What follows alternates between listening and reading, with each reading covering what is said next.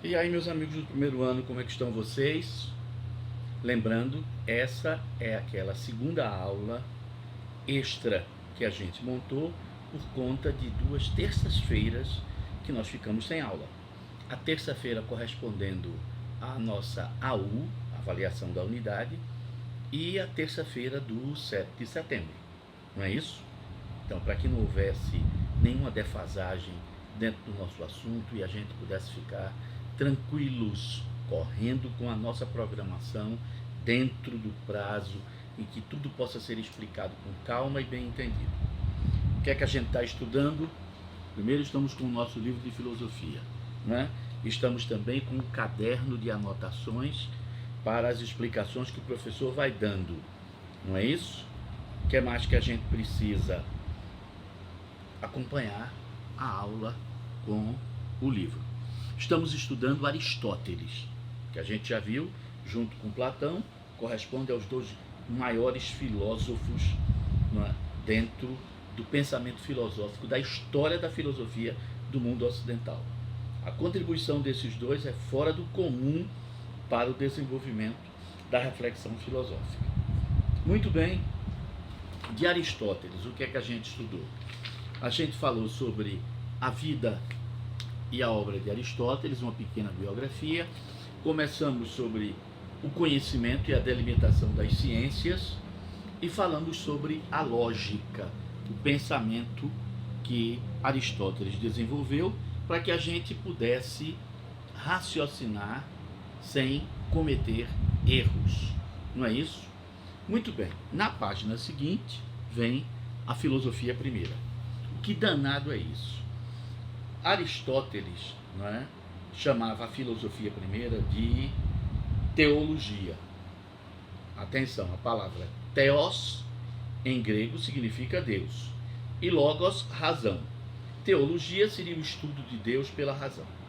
Mas cuidado, quando Aristóteles usa a palavra teologia, não existe a ideia de teologia que na Idade Média vai se desenvolver, que é procurar entender Deus pela razão através do que tem as escrituras sagradas.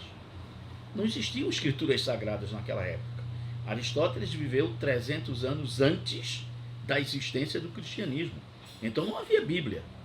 A palavra teologia aí em Aristóteles significa a contemplação da verdade, né? O entendimento da verdade. Né? Aquilo que, por exemplo, os deuses, Theos, têm sobre o mundo. Por quê? Porque ao serem imortais, os deuses têm um tempo de vida que os mortais comuns nós não temos. Então eles podem perceber a realidade de uma forma que nós não conseguimos.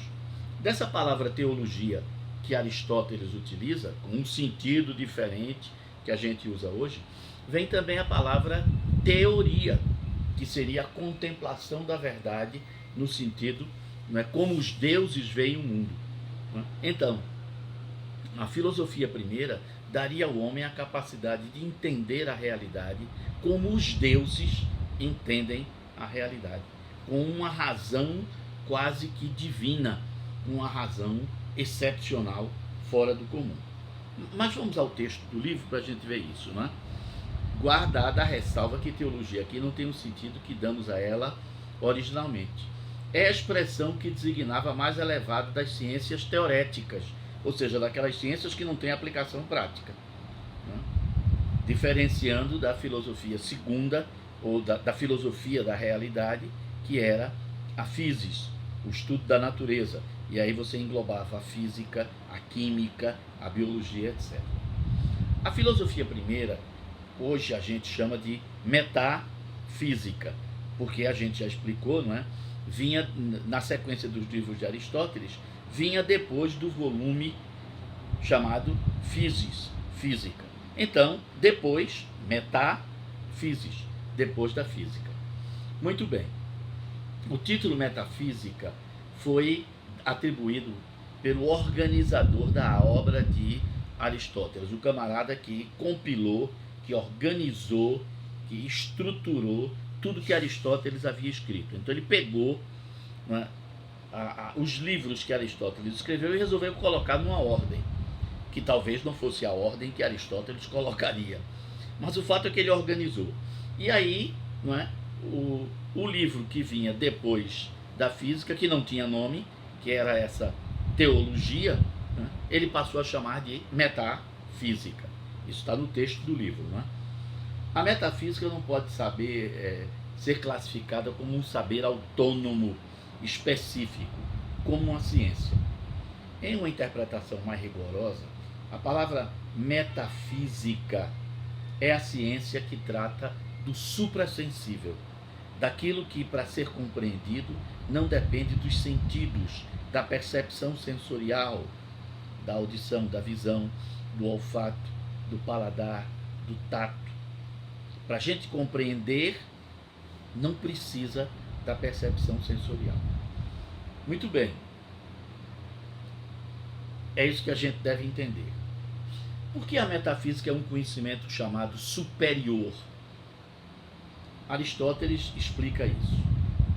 Todos os homens têm, por natureza, desejo de conhecer. E isso é uma citação de Aristóteles. Uma prova disso é o prazer das sensações, pois, fora até de sua utilidade, elas nos agradam por si mesmas, e mais que todas as outras, as visuais. Aristóteles já tinha percebido, né, que para o ser humano, desde que o ser humano existe na pré-história, é claro que Aristóteles não sabia o que era pré-história, nem tinha ideia disso. Eu estou apenas mostrando. Aristóteles percebeu que para o ser humano, desde que ele existe, a visão é um dos sentidos mais importantes. Pronto. Não é? Quando a gente estudou o começo da filosofia, não é? E a gente, com aquela fichazinha, falou sobre a condição humana, a gente viu que dos sentidos, a visão binocular é uma característica da essencialidade do ser humano. E é com essa visão binocular que nos dá a impressão da tridimensionalidade que a gente começou a, usando as mãos, construir objetos. É o trabalho, é a transformação da natureza. E com essa visão binocular, a gente pôde atirar pedras, a gente pôde atirar o bumerangue, a zarabatana, o arco, a flecha. Ou seja, essa nossa visão nos permite também nos transformar, nos capacitar como caçadores excepcionais. E isso vai garantir a nossa sobrevivência. É através da visão, o microscópio, que a gente investiga o mundo pequeno. É através do telescópio que a gente vê o universo, o macrocosmo, o microcosmo, o macrocosmo. É a visão que nos faz ler, é a visão que nos faz entender as estatísticas, a investigar a realidade. Então, Aristóteles percebeu isso claramente. Muito bem. A busca pelo conhecimento é uma característica do homem. O homem quer saber por quê, para quê, como. Ele diz então que esse primeiro conhecimento que vem dos sentidos, ele chama de empiria ou empeiria, também em grego, que é o saber empírico, que nos vem, né, é processado, é produzido pela percepção sensorial. Então, o primeiro tipo de conhecimento que a gente tem é o que a gente vê, é o que a gente ouve, é o que a gente prova, é o que a gente cheira, é o que a gente pega. Lembre que a criança pega e leva à boca, e manuseia, e joga fora, e pega de novo, e vai atrás, e pega, e bota na boca. Tá vendo? Você quer ter a sensação de conhecer o objeto. E a percepção sensorial, essa experiência empeiria, essa experiência tátil, sensível, é o primeiro conhecimento que a gente tem. Muito bem, seguindo. Também há um saber que vem da técnica, que é quando você descobre que as coisas têm uma utilidade, servem para algo. Então a criança não serve para que exatamente para que serve o martelo, mas ela brinca com o martelinho, batendo. Depois ela vai aprender que o martelo bate, mas ele é para, por exemplo, bater um prego na parede. Da mesma forma que ele pode ter um serrotezinho que ele brinca de qualquer jeito. Depois ele vai aprender que o serrote é uma ferramenta do marceneiro para cortar a madeira, o garfo, a faca. A gente vai aprendendo que existem saberes que são específicos, que têm uma utilidade. E aí vem a técnica, tecne, que também está aí nessa parte que a gente está lendo. Né? Técnico é aquele que tem o conhecimento dos meios para se chegar ao fim. Ele conhece as ferramentas com as quais ele pode construir, pode fazer algo novo. Não é? Portanto, diz, não é, Aristóteles, a tecne é superior à empiria, mas essa também é necessária, por exemplo, para curar, porque o médico não tem de curar o homem, não é? E sim Sócrates, e o homem apenas de modo imediato. Ou seja, o médico, ele tanto é um empírico, segundo Aristóteles, quanto é um técnico. Ele tem o conhecimento de certas ferramentas, né, e de certas substâncias, fármaco, o remédio, né, para curar. Mas ele tem que observar também como está o doente e qual vai ser a reação do doente diante do uso daquelas ferramentas e do uso daqueles remédios, daqueles fármacos. Né? Então, não é à toa que a medicina era chamada antigamente de ars curandi. Em latim, ars quer dizer técnica. A técnica de curar, a arte de curar, porque requeria, além da técnica, né, o aspecto da sensibilidade, da experiência. Nem tudo que funciona para muita gente funcionará necessariamente para todos. Entendeu? Um remédio utilizado para 99 pessoas pode de repente fazer mal a uma pessoa. Então, de 100 pessoas, 99 se darão bem, uma se dará mal.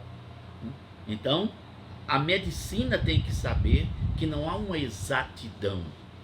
E Aristóteles, que é filho de médico, melhor do que nós, sabia bem disso. Não é? O conhecimento metafísico, segundo Aristóteles, não é necessário para a nossa vida. Eu posso passar minha vida inteira sem me preocupar com o conhecimento metafísico. Mas eu preciso do conhecimento que vem da experiência, a empiria, e o conhecimento que vem da técnica. Para eu viver, eu preciso disso. Mas o conhecimento metafísico ele não tem uma utilidade direta. Não é?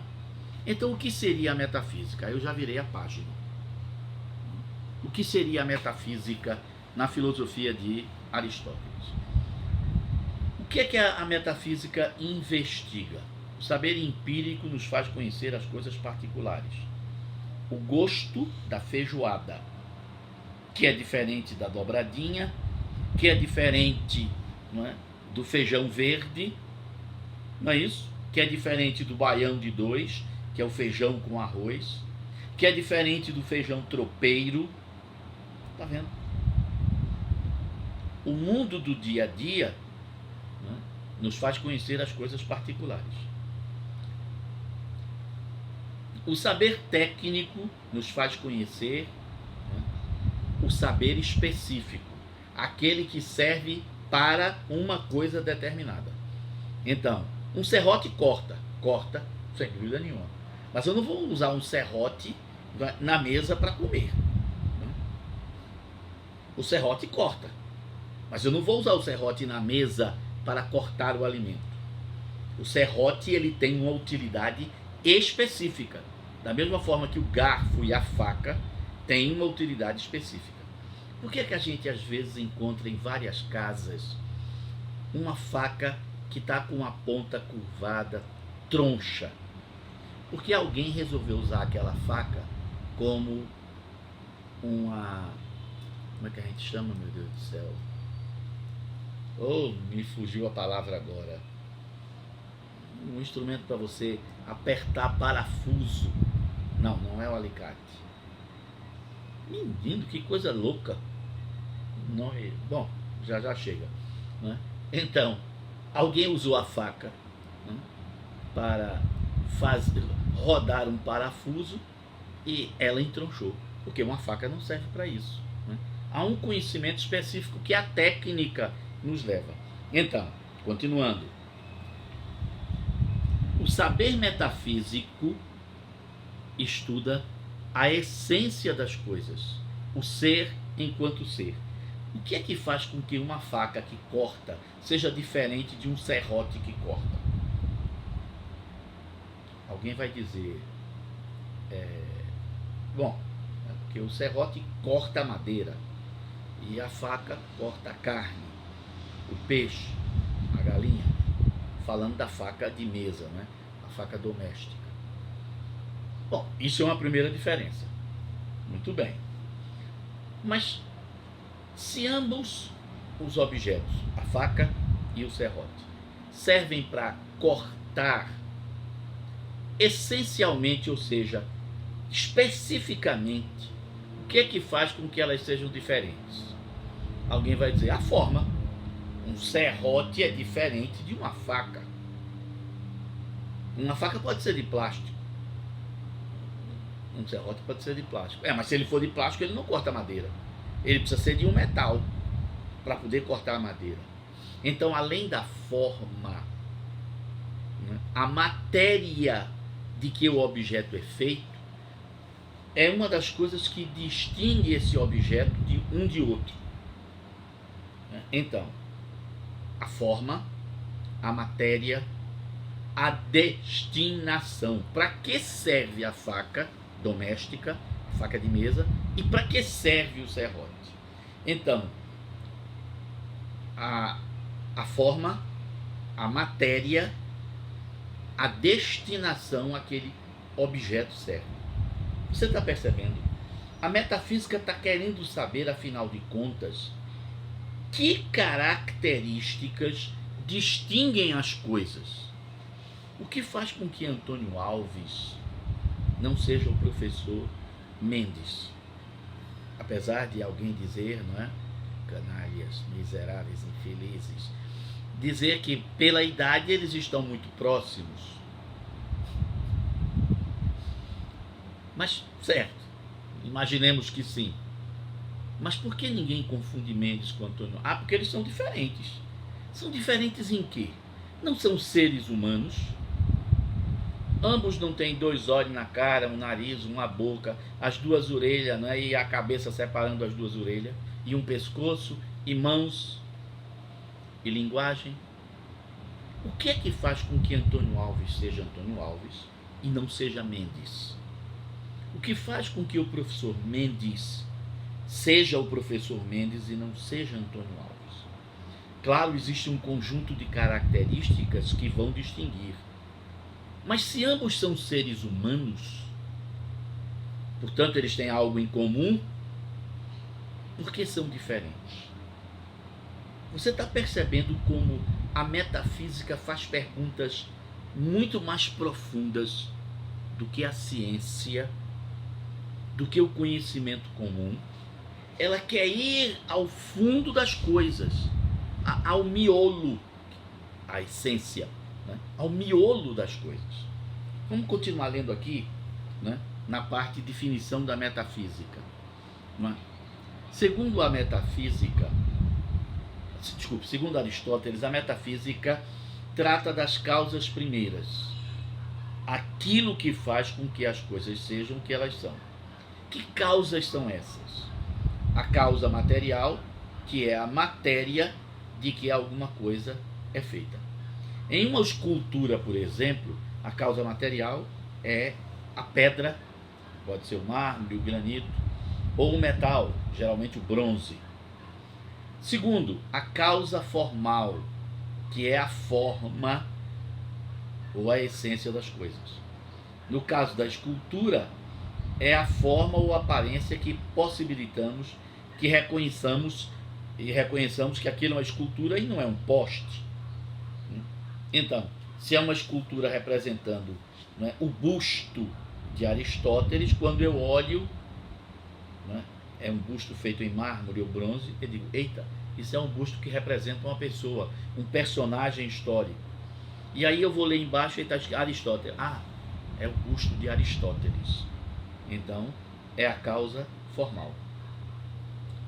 Terceira causa que faz com que as coisas sejam o que elas são é a causa eficiente.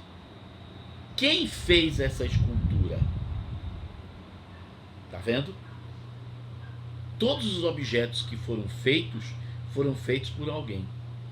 E no mundo de hoje, não é, onde há a tecnologia, alguns objetos são feitos por máquinas, né? Aquelas xerox tridimensionais, por exemplo, né, que produzem um objeto a partir de uma foto, não é? Ou replicam um objeto que está sendo, não é, aproximado dessa máquina, não é? Mas alguma coisa faz. As coisas não aparecem do nada, não é? Nada brota do nada. Muito bem, é a causa eficiente. No caso da escultura, a causa eficiente é o escultor. A causa final, que é a razão e a finalidade para que aquilo foi feito. O poste foi feito para suportar a fiação. A escultura, como toda obra de arte, ela tem como finalidade provocar o prazer estético, né? A satisfação, a felicidade de ver algo bonito, algo que lhe agrada. A arte também questiona, não é? Algo que questiona. A arte também pode, de repente, incomodar, fazer você refletir. Pronto, essa é a finalidade. Da mesma forma que a finalidade do serrote, a finalidade da faca de mesa. Tá vendo? Então, essas 4 causas, elas determinam o que as coisas são. Então, a metafísica não está interessada em saber, né, como foi fabricada a faca de mesa ou a liga metálica de que se compõe o serrote, ou o tipo de madeira do cabo do serrote, né? Vê que a pergunta da metafísica é para definir o que as coisas são. E você define pelas causas. E a gente já viu, né, que Aristóteles tinha afirmado que o conhecimento científico é aquele que busca as causas. Não é isso? Muito bem, seguindo.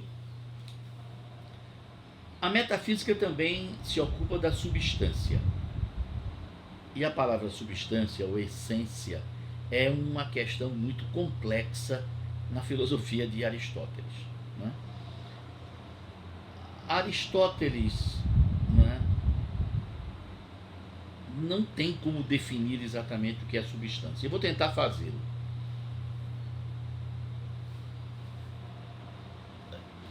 O professor Antônio Alves tem uma série de características que outros professores não têm. A idade, a cor do cabelo,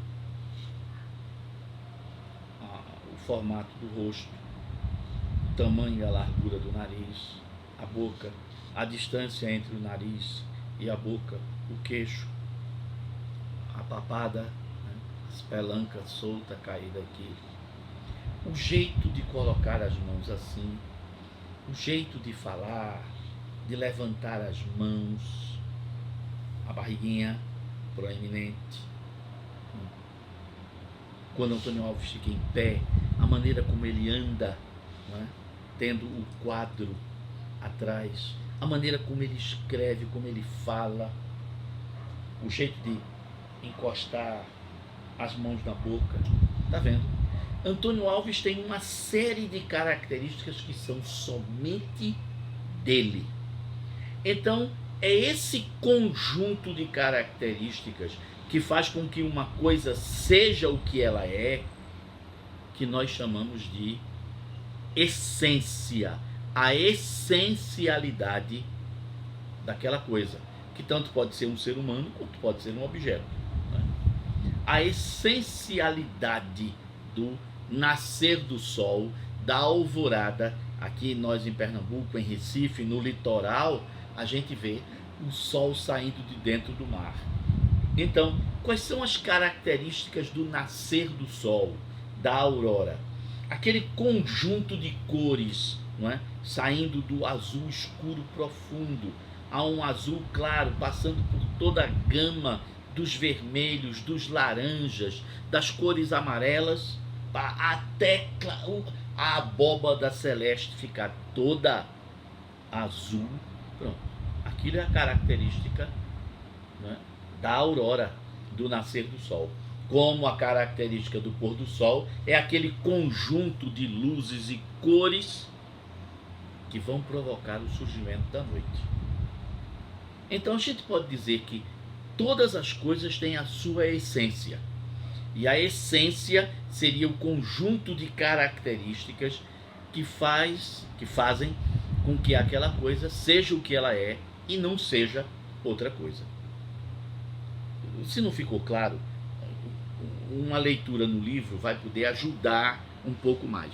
Mas é bom que você compreenda que esse conceito de essência, a gente termina aprendendo com a prática de repetir, entendendo, mas fica complicado de explicar. Isso é natural. Trata-se de uma questão complexa no pensamento aristotélico. Aristóteles recusa-se a entender a substância como sendo a forma platônica. Ela não é uma ideia, ela não é suprassensível, não está num mundo distante do mundo real. As coisas são matéria e forma. Matéria é o substrato da coisa. O mármore é a matéria da escultura. Sem sua forma, sem formar a escultura, ela é apenas matéria, mas uma matéria que não teria sentido. Assim, aquilo que determina a matéria é sua essência. Ela é a substância em sentido próprio. Mas a matéria também é matéria com uma forma. As coisas sensíveis são, ao mesmo tempo, matéria e forma. E é isso que dá a sua essencialidade.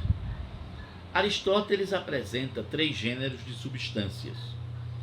A substância sensível, aquelas que nascem, morrem, né, e por isso passam por todo tipo de mudança. As substâncias sensíveis e incorruptíveis, que não passam por nenhum tipo de mudança. Segundo Aristóteles, as estrelas e os planetas. Hoje a gente sabe que, como diz Heráclito, já dizia, né, antes de Aristóteles, que tudo está em mudança. Os planetas e as estrelas não são, né, incorruptíveis. E a substância suprassensível superior a todas é aquela substância que teria criado todas as coisas, ou a partir dela todas as coisas surgiram, que Aristóteles chama de motor imóvel, né? A causa de toda a mudança, de toda a mobilidade, mas que não é móvel e, portanto, que não sofre mudança, não sofre transformação, não se corrompe e não desaparece. Não é?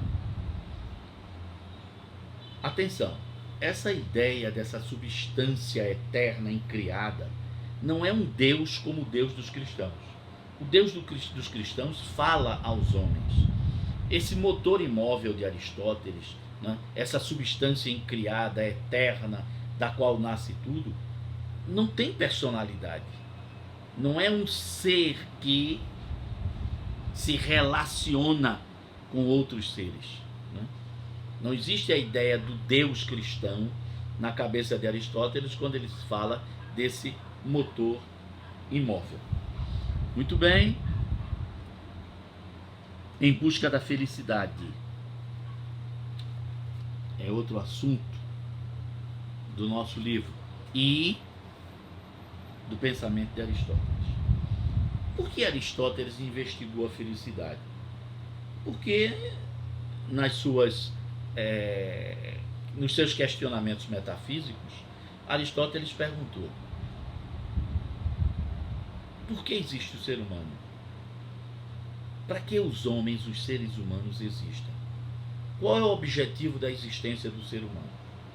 E a resposta que Aristóteles encontrou, o fio dessa meada, é dizer que o objetivo da existência humana é alcançar a felicidade.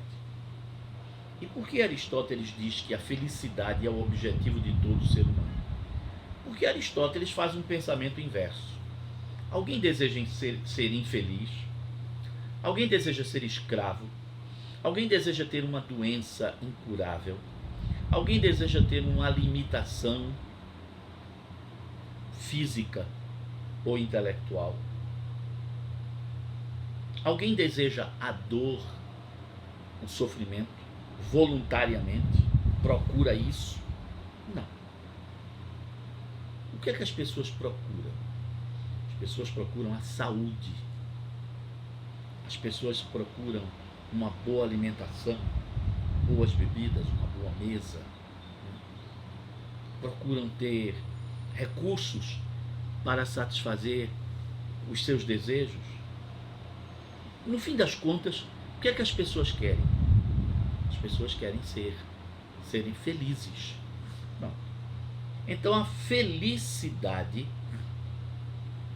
é o objetivo da existência. Seja de um rei poderoso, seja de um pobre. Nem o rei quer ser infeliz, nem o pobre. Então, o objetivo da existência humana é a felicidade. Aí vem a segunda pergunta de Aristóteles: e o que é a felicidade? Como a gente pode construir esse objetivo em nós? Quais são os caminhos para a gente alcançar essa felicidade? Aí Aristóteles vai escrever livros sobre o que é a felicidade e como chegar a ela. As principais obras que tratam disso são 3. A Grande Ética, Megaethos, Ética a Eudemo, Éticos eta Eudemos e Ética a Nicômano, que é o pai de Aristóteles, o médico. Ética eta Nicomanoi. Eu estou citando, né, no original grego as palavras, mas você não precisa decorar isso. Apenas saber que existe. Se um dia aparecer, você sabe o que é. Não é? Muito bem. Por que ética?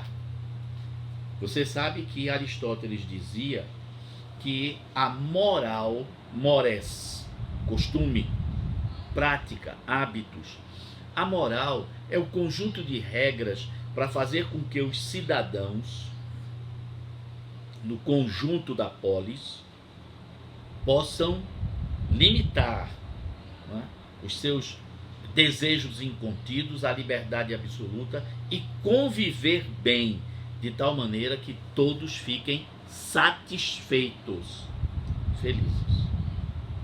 Mas para que a moral funcione, é preciso haver princípios referenciais que justifiquem essas práticas morais. Esses referenciais, esses modelos para justificar porque é que a gente tem que dar bom dia, boa tarde, boa noite, a gente dizer por favor, com licença, Aristóteles diz que tem que existir o padrão, e o padrão que determina os costumes, os hábitos, as normas morais se chama ética, ethos, que é o comportamento para o cidadão. Aquilo que determina o que você tem que fazer, aquilo que em você fazendo fará com que você alcance a felicidade. Então, os padrões éticos tanto servem para o rei, o que governa, quanto serve para o governado, o peão, o camponês, o artesão. Esses princípios éticos, eles têm que ser bem claros, bem objetivos, rígidos, para que a moral, a convivência no dia a dia, possa não é, se desenvolver. E qual é a vantagem disso? Enquanto a moral vai trazer a felicidade pessoal, a ética vai trazer a felicidade coletiva, o bem comum. Por isso, para Aristóteles, ética e política têm que andar juntas, coladinhas. Porque um governante tem que promover o bem-estar de todos.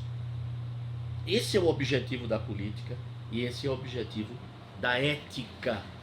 Por isso é tão importante essas questões, não é, sobre a ética.